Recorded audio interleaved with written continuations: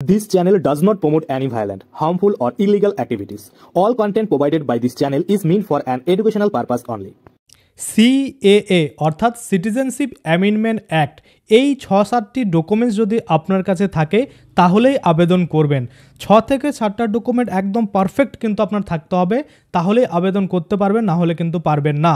তো কি সেই ৬টা থেকে ৭টা ডকুমেন্টস আপনাদের রেডি রাখতে হবে, তার মধ্যে কিছু কিছু ডকুমেন্টস কিন্তু আপনাদের বানাতে হবে, কোথা থেকে আপনাদের বানাতে হবে, কি কি ডকুমেন্টস আপনাদের সাবমিট করতে হবে, সমস্ত কিছু কিন্তু আজকে আমরা এই ভিডিওর মাধ্যমে দেখব। আপনিও যদি ভাবেন যে সিএতে আবেদন করবেন তাহলে অবশ্যই ভিডিওটা প্রথম থেকে শেষ পর্যন্ত দেখবেন, কারণ আজকে কিন্তু ডিটেলসে আমরা দেখব যে কোন 7টি বা 6টি ডকুমেন্টস আপনাদের রেডি রাখতেই হবে আর কোন কোন ডকুমেন্টসগুলো আপনারা কোথা থেকে কিন্তু বানাতে পারেন।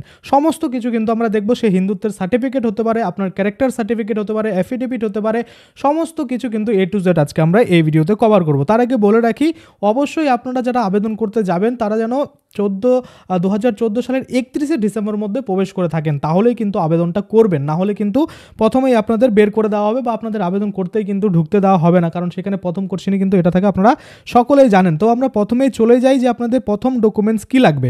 দেখুন, প্রথম ডকুমেন্টস হচ্ছে, আপনারা হয়তো সকলে জানেন যে আপনি যে দেশ থেকে এসেছেন, অর্থাৎ আফগানিস্তান, পাকিস্তান বা বাংলাদেশ, যেখান থেকেই আসছেন না কেন সেখানকার 9টা ডকুমেন্টস টোটাল দিয়েছে, সেই 9টার মধ্যে যে কোনো একটা ডকুমেন্ট কিন্তু আপনার কাছে থাকতেই হবে। এটা হলো ফার্স্ট, আমরা অ্যানেক্সার A বা 1 ধরতে পারি, যে এই আপনি যে দেশ থেকে এসেছেন সেখানকার যে কোনো 9টা ডকুমেন্টসের মধ্যে একটা কিন্তু দিতে হবে। তাহলে ফার্স্ট ডকুমেন্ট হয়ে গেল।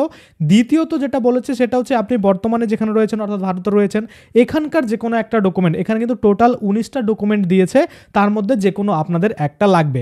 তাহলে এটাকে আমরা অ্যানেক্সার 2 ধরে নিচ্ছি, অর্থাৎ অ্যানেক্সার 1-এ আপনি যে দেশ থেকে এসেছেন সে দেশের একটা ডকুমেন্টস লাগছে, এবং অ্যানেক্সার 2-তে আমরা দেখলাম আপনি যে দেশে বর্তমানে রয়েছেন সেখানকার একটা যে কোনো ডকুমেন্টস লাগছে। টোটাল কিন্তু এটাতে 19টা অপশন দিয়েছে, যে কোনো একটা আপনাকে দিতে হবে, আর যে দেশ থেকে আপনি এসেছেন সেখানে কিন্তু 9টা অপশন দিয়েছে, যে কোনো একটা আপনাকে দিতে হবে। তাহলে এই দুটো হচ্ছে ম্যান্ডেটারি, মানে মনে করুন এগুলো লাগবেই সিএতে আবেদন করতে গেলে। এটা দুটো গেল। তারপরে যদি আমরা দেখি 3 নাম্বার হচ্ছে যে আপনাদের কিন্তু অ্যাফিডেভিট, যেখানে আমি বলছি যে আপনাদের 3টে কিন্তু টোটাল অ্যাফিডেভিট লাগবে। তার মধ্যে প্রথম যেটা হচ্ছে, আপনারা দেখবেন যে আপনি যে দেশ থেকে এসেছেন সে দেশের কোথায় ছিলেন, কবে ইন্ডিয়াতে এন্ট্রি নিয়েছেন, সেই সমস্ত নিয়ে কিন্তু একটা থাকে। এগুলো আপনারা নোটারি করতে পারেন বা ফার্স্ট ম্যাজিস্ট্রেট যেটা হয় সেটাও করতে পারেন। আর এই যে তার সাথে সাথে আপনার যে মানে ক্যারেক্টার সার্টিফিকেট সেটাও কিন্তু একটা লাগবে, এবং তার সাথে সাথে আপনাদের আরও একটা লাগবে, সেটা হচ্ছে আপনি সেই ডিক্লারেশন দেবেন বা সেলফ ডিক্লারেশন দেবেন। টোটাল 2টো অ্যাফিডেভিট থাকে এবং একটা ক্যারেক্টারের মধ্যে পড়ে, টোটাল কিন্তু 3টা অ্যাফিডেভিট আমরা বলতেই পারি। তাহলে এই 3টা ডকুমেন্ট সাথে আপনি যে দেশ থেকে এসেছেন সেখানকার একটা ডকুমেন্টস, এবং আপনি বর্তমানে যেখানে রয়েছেন সেখানকার একটা ডকুমেন্টস, এই 5টা টোটাল হলো। তারপরে যেটা লাগবে সেটা হচ্ছে আপনাদের হিন্দুত্বের সার্টিফিকেট। এবার দেখুন, আপনারা যখন ক্যারেক্টার সার্টিফিকেটটা পাবেন তখনই কিন্তু ওই হিন্দুত্বের সার্টিফিকেটটা আপনারা পেয়ে যাবেন, কারণ আপনারা জানেন সেই ক্যারেক্টার সার্টিফিকেট দিয়েই আপনারা হিন্দুত্বের সার্টিফিকেট কিন্তু পেয়ে যাবেন। তাহলে আপনাদের বাংলাদেশ বা পাকিস্তান বা আফগানিস্তান যেখান থেকেই আসুন না কেন সেই দেশের যে কোনো একটা ডকুমেন্টস আপনাদের লাগছে, এবং যেখানে আপনি বর্তমানে রয়েছেন সেখানকার একটা ডকুমেন্টস লাগছে। আর বাকি যে ডকুমেন্টসগুলো রয়েছে এগুলো টোটাল সব কিন্তু আপনাদের বানাতে হবে, কেননা এগুলো সব কিন্তু সিএর যে নোটিফিকেশান রয়েছে সেই নোটিফিকেশান কিন্তু অলরেডি দিয়ে দিয়েছে, এবং সেখান থেকেই কিন্তু আপনারা এগুলো বানাতে পারেন। তারপরে আবার অনেকেই বলবেন যে দাদা এলিজিবিলিটি সার্টিফিকেট লাগবে কিনা। হ্যাঁ, এই এলিজিবিলিটি সার্টিফিকেট আর ক্যারেক্টার সার্টিফিকেট সেটা কিন্তু একইজন দিতে পারে।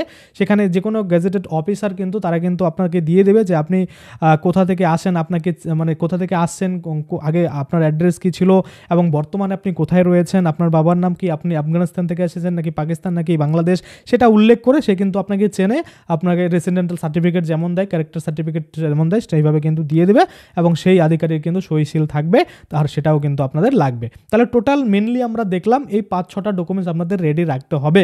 তার সাথে সাথে আপনাদের পাসপোর্ট সাইজ ফটো রয়েছে, এবং মোবাইল নাম্বার, ইমেল আইডি, এগুলো তো আপনাদের লাগবেই। মেনলি যে ডকুমেন্টগুলো লাগবে সেগুলো আমি আপনাদের বললাম, যে আপনাদের 3টা কিন্তু অ্যাফিডেভিট করাতে হবে, নোটারি করাতে হবে, সেই 3টা আপনারা নিজেরা বানাবেন। হিন্দুত্বের সার্টিফিকেট আপনারা যেখান থেকে খুশি কালেক্ট করতে পারেন আপনার হোম ডিস্ট্রিক্টের মধ্যে। এবার আপনি যদি না জানেন যে আপনার এলাকাতে কোথায় হিন্দুত্বের সার্টিফিকেট দিচ্ছে বা আপনার এলাকাতে কোথায় কিন্তু এই সিএ ক্যাম্প হবে, তাহলে কিন্তু আপনারা ডেসক্রিপশনে একটা লিঙ্ক পাবেন, সেখানে ক্লিক করে আপনারা দেখে নিতে পারেন যে আপনার এলাকায় যদি কোথাও হিন্দুত্বের সার্টিফিকেট দেওয়া হয় তাহলে সেটার অ্যাড্রেস দেওয়া হয়েছে, এবং যদি না দেওয়া হয় তাহলে অ্যাড্রেস কিন্তু নেই, এবং সিএ ক্যাম্পের যদি কোনো আপডেট থাকে সেটাও কিন্তু সেখানে থাকবে। আমি কিন্তু লিঙ্ক দিয়ে দিচ্ছি, আপনার ডেসক্রিপশনে ক্লিক করে সরাসরি কিন্তু সেটা দেখে নেবেন। এবং আরও একটা জিনিস, সেটা হচ্ছে অনেকেই বলেন যে দাদা আমরা ধরুন সিএতে আবেদন করলাম, আবেদন করার পরে কোনো কারণবশত ডকুমেন্ট ভেরিফিকেশন করতে পারলাম না, সেক্ষেত্রে কি আমাদেরকে জেলে ভরে দেওয়া হবে? দেখুন, আপনাদেরকে জেলে ভরে দেওয়া হবে না, কিন্তু আপনাদেরকে একটা চান্স আরও দেওয়া হবে যে আপনি পুনরায় আপনার যে ডাক পড়বে আপনি আবার ডকুমেন্ট জোগাড় করে আপনি কিন্তু আবার সেখানে যাবেন ডকুমেন্ট ভেরিফিকেশন করতে। যদি আপনি ডকুমেন্টস ভেরিফিকেশন করতে পারেন তাহলে কিন্তু আপনারা অনায়াসে কিন্তু এই যে সিএ এর মাধ্যমে নাগরিকত্ব সেটা কিন্তু পেয়ে যাবেন। এবার কথা হচ্ছে এই সিএটা অনেকেই বলেন দাদা আমরা 14 সালের পরে আসি, তাহলে কি আবেদন করতে পারবো না? না, এখন বর্তমানে আপনারা কিন্তু আবেদন করতে পারবেন না। আপনাদের জন্য একটা অল্টারনেটিভ প্রসেস রয়েছে, সেটা হচ্ছে এলটিভি। আপনারা সকলেই জানেন যে লং টার্ম ভিসা, এটার মাধ্যমে আপনারা করতে পারেন। তাহলে একটা জিনিস আপনাদের ক্লিয়ার হলো, সিএতে আবেদন করতে গেলে আপনি যে দেশ থেকে এসেছেন সে দেশের একটা ডকুমেন্টস লাগছেই, এবং আপনি বর্তমানে যেখানে রয়েছেন সেখানকার একটা ডকুমেন্টস লাগছেই, সাথে 3টা নোটারি লাগছে। একটা আপনারা ক্যারেক্টার সার্টিফিকেট মধ্যে ধরে নিতে পারেন, এবং বাকিগুলো কিন্তু লাগছে, সাথে হিন্দুত্বের সার্টিফিকেট। এই ডকুমেন্টসগুলো কিন্তু আপনার মাস্ট লাগবেই। তারপরে কিন্তু আপনার photo, mobile number, active mobile number যেখানে ওটিপি আসবে, এবং ইমেল আইডি, এগুলো দিয়ে কিন্তু আপনারা আবেদনটা সম্পূর্ণ করতে পারবেন। আপনার যদি আবেদন করতে প্রবলেম হয় তাহলে আপনার এলাকাতে যেখানে সাইবার ক্যাম্প রয়েছে দোকানে গিয়ে আপনি আবেদন করতে পারেন। তাছাড়া সিএ ক্যাম্পও কিন্তু হয়, সেই ক্যাম্পের হেল্প নিয়েও কিন্তু আপনারা করতে পারেন। এবার ক্যাম্পের হেল্প আপনারা কিভাবে নেবেন, সেই হেল্প নিতে গেলে আপনাকে দেখতে হবে আপনার ডিস্ট্রিক্টে কবে কিন্তু এই সিএ ক্যাম্প বসতে চলেছে। যেই দিন বসবে সেই দিনকাই কিন্তু আপনাদের এই ডকুমেন্টসগুলো নিয়ে গেলেই তারা কিন্তু আপনার আবেদনটা সম্পূর্ণ করে দেবে, এবং কিছুদিনের মধ্যে দেখবি আপনার কিন্তু ভেরিফিকেশনের জন্য ডাক পাবেন, এবং ভেরিফিকেশন সম্পূর্ণ হলেই আপনারা সার্টিফিকেট পেয়ে যাবেন, আর আপনারা কিন্তু ভারতীয় নাগরিক হয়ে যাবে। এই টোটাল প্রসেস রয়েছে। এবার অনেকেই আবার কমেন্ট করবেন দাদা আমাদের কাছে বাংলাদেশের, আফগানিস্তান বা আমরা যেখান থেকে এসেছি সেখানকার কোনো ডকুমেন্টস নেই, সেক্ষেত্রে আমরা কীভাবে আবেদন করব? এ নিয়ে আমার অলরেডি ভিডিও রয়েছে, আপনারা কিন্তু দেখে নেবেন যে যাদের কাছে আগের দেশের কোনো ডকুমেন্টস নেই তারা কিভাবে আবেদন করতে পারে। আপনারা দেখবেন সিএ প্লেলিস্ট রয়েছে, সেখানে কিন্তু এই ভিডিওগুলো রয়েছে। তাহলে আপনাদের ক্লিয়ার যে কী কী ডকুমেন্টস লাগবে, আপনাদের আর কোশ্চেন থাকবে না যে দাদা কী কী লাগবে, কিভাবে আমরা আবেদন করব, সমস্ত কিছু আপনাদের বলে দিলাম। এবার আবেদনটা কিন্তু আপনারা এই পোর্টালের মাধ্যমে করবেন। এবার এই পোর্টালের মাধ্যমে আপনারা নিজেরাও করতে পারেন, কোনো দোকানদারকে দিয়ে করাতে পারেন, বা আপনি আপনার বাড়িতে বসে মোবাইল ফোনেও করতে পারেন, আপনি যেখান থেকে খুশি করতে পারেন। আর আমি সপ্তাহে যে বলবো বেস্ট হবে আপনারা যে কোনো সিএ ক্যাম্পে গিয়ে কিন্তু আবেদনটা করে নেবেন। এবার অনেকেই বলেন যে দাদা আমাদের ডিস্ট্রিক্টেই কি সিএ ক্যাম্প হতে হবে?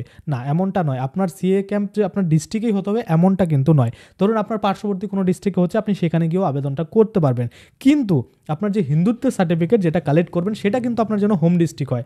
ধরুন আপনার বাড়ি যদি দক্ষিণ দিনাজপুর হয়, সেক্ষেত্রে দক্ষিণ দিনাজপুরের মধ্যে যে কোনো মন্দির বা যেখান থেকে দেওয়া হচ্ছে এই হিন্দুত্বের সার্টিফিকেট সেখান থেকেই কিন্তু কালেক্ট করবেন।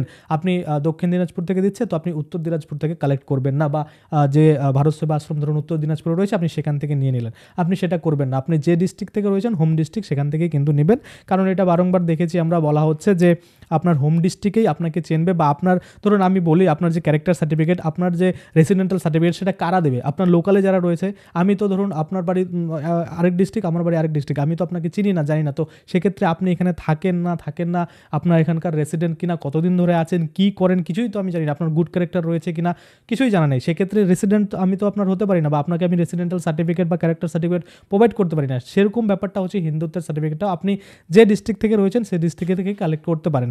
এবং পরবর্তীতে যদি এটা আপডেট আনা হয় যে যে কোনো জায়গা থেকেই হিন্দুত্বের সার্টিফিকেট নিলে হবে, তাহলে কিন্তু পরবর্তীতে আমি আবারও আপনাদের জন্য ভিডিও বানিয়ে জানিয়ে দেবো যে আপনারা হোম ডিস্ট্রিক্ট ছাড়াও কিন্তু যে কোনো ডিস্ট্রিক্ট থেকেই এই হিন্দুত্বের সার্টিফিকেট কালেক্ট করতে পারেন। আপাতত লিঙ্ক দিয়ে দিয়েছি, যেসব জেলাতে হিন্দুত্বের সার্টিফিকেট দিচ্ছে সেগুলোর কিন্তু অ্যাড্রেস আপনারা পেয়ে যাবেন।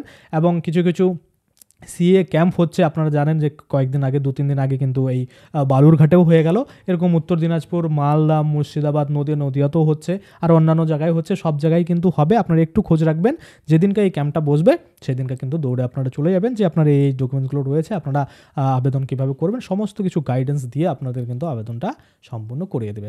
আশা করি আপনারা বুঝতে পারছেন। তাহলে এই ডকুমেন্টসগুলো থাকলেই আপনারা আবেদন করবেন, নতুবা আবেদন করে আপনাদের কোনো লাভ হবে না, আপনারা ডকুমেন্টস ভেরিফিকেশন করতে পারবেন না, এবং ডকুমেন্ট ভেরিফিকেশন না করলে আপনারা কোনো মতে কিন্তু সিএর মাধ্যমে এই যে নাগরিকত্ব, ভারতীয় সিটিজেনশিপ সেটা কিন্তু পাবেন না।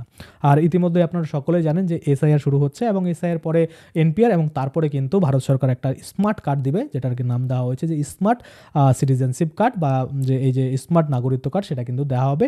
সেটা কিন্তু মোস্ট ইম্পর্টেন্ট, সেটা কিন্তু আধার কার্ডের মতো সবাই ভুয়োভাবে বানাতে পারবে না। সেটার জন্য কিন্তু আপনাদের ভেরিফিকেশনের মাধ্যমে যেতে হবে, প্রথমত এসআইআর, দ্বিতীয়ত এনপিআর, তারপরে কিন্তু পাওয়া যাবে। আশা করি আপনারা বুঝতে পারছেন। আজকের জন্য ভিডিওটা এখানে শেষ করব। কোনো রকম কোশ্চেন থাকলে কমেন্টে অবশ্যই জানাবেন। তাছাড়া আপনারা আমাদের ওয়েবসাইট ভিজিট করতে পারেন www.iobong.in, নর্মালি গুগলে গিয়ে সার্চ করতে পারেন ইয়বং, সার্চ করলেই দেখবেন সেখানে কিন্তু একটা কন্ট্যাক্ট আস পেজ রয়েছে নিচের দিকে, সেখানে গিয়ে আপনার সেই ইমেলটাতে আপনার যা কোশ্চেন রয়েছে আপনি মানে করতে পারেন, সেটা 10 মিনিটের মধ্যে কিন্তু রিপ্লাই পেয়ে যাবেন। তাছাড়া ডিসক্রিপশনে দেখবেন টেলিগ্রাম হোয়াটসঅ্যাপ গ্রুপ রয়েছে, সেখানেও আপনি জয়েন হয়ে আপনার যে কোশ্চেন সেটা করতে পারেন, সেখানে 2-3 দিনের মধ্যে কিন্তু আপনারা রিপ্লাই পেয়ে যাবেন। আশা করি আপনারা বুঝতে পারছেন। আজকের জন্য ভিডিওটা এখানে শেষ করছি, ধন্যবাদ।